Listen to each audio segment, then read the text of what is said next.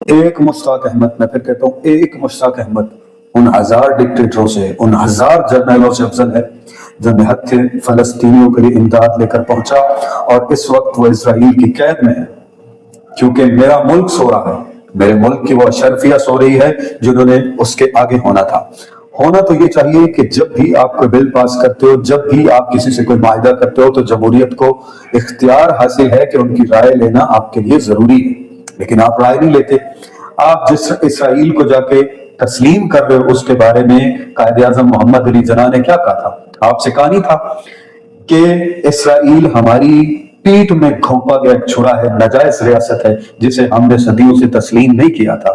آج تم نے صرف ڈونلڈ ٹرمپ سے تعریف کروانے کی خاطر اسے تسلیم کر لیا ہے۔ ہونا تو یہ چاہیے تھا کہ مشتاق احمد کے سامنے تمہاری فوج کا بیڑا ہونا چاہیے تھا، اس کی حفاظت کرنی چاہیے تھی، جا کے تمہیں اس جنگ میں حصہ لینا چاہیے تھا۔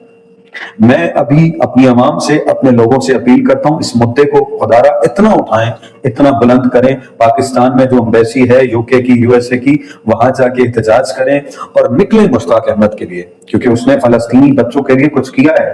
تمہارے سیاستدان جن کو تم ووٹ دیتے ہو، جو تمہارے حق میں بولتے تک نہیں ہیں، ان کے آگے کھڑے ہو جاؤ، انہیں اتنا مجبور کرو کہ وہ سرنڈر کریں اور بات کریں کہ مشتاق احمد کو کوئی نقصان نہ پہنچے۔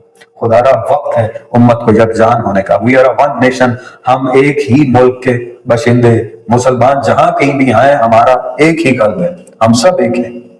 اس لیے مشتاق احمد کے لیے نکلیں، سڑکوں پہ آئے، تاکہ اس احتجاج کو اور بڑا کیا جائے۔ سوشل میڈیا پہ کمپین کریں اور آواز اٹھائیں، آواز بلند کریں۔ آج نہیں اٹھیں گے تو کب اٹھیں گے؟ رسول اللہ کی حدیث سے نہیں پڑھی آپ نے، نہیں سنا آپ نے؟